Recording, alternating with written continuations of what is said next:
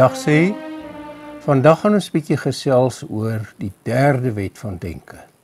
Voordat ons daarby uitkom, net kortliks iets oor waarheidswaardes en proposisies.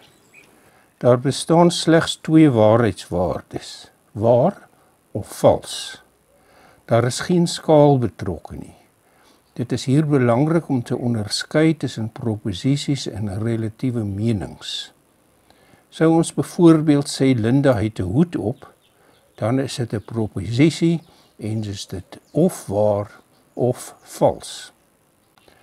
Sou ons egter sê Linda het 'n mooi hoed op, dan is dit nie meer 'n proposisie nie, maar 'n relatiewe bewering en is daar 'n skaal betrokke. Terwyl Barend mag meen die hoed is mooi, kan Hester dink dit lyk simpel en Linda moet die gemors in die vullisdrom gooi. In proposisionele logika is ons beperk tot proposisies.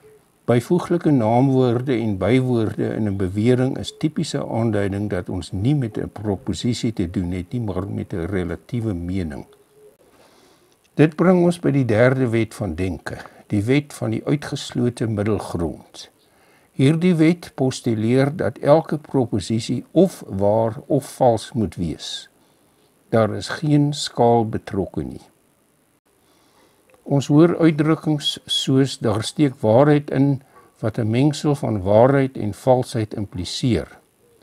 Wat ons in sulke gevalle mee te doen het, is gewoonlik nie 'n enkele proposisie nie, maar 'n kombinasie van beweringe waarvan sommige waar en ander vals mag wees of opinies bevat.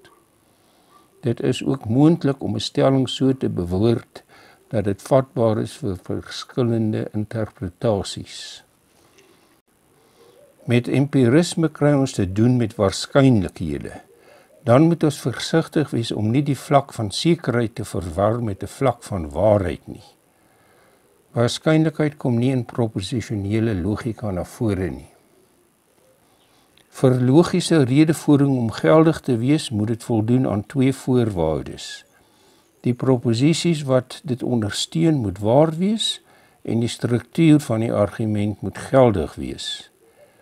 Die eerste voorwaarde vereis 'n besliste onderskeid tussen waar en vals proposisies.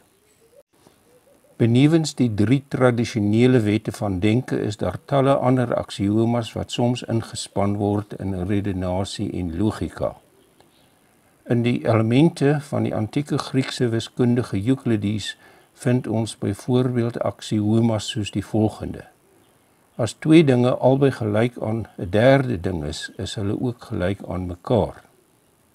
In meer onlangse tye het die Italiaanse wiskundige Giuseppe Peano etlike aksiomas oor getalreekse geformuleer.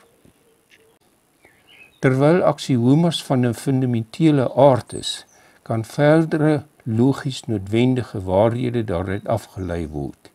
Dit kan gedoen word deur die aksioma as anker te gebruik en dan op die koherentiemaatstaf van waarheid staat te maak. Aristoteles se wette van denke formuleer 'n stel aksiomas wat die grondslag vir geldige redenasie neerlê. 2400 jaar later bly dit steeds die mens se primêre riglyn tot logiese denke.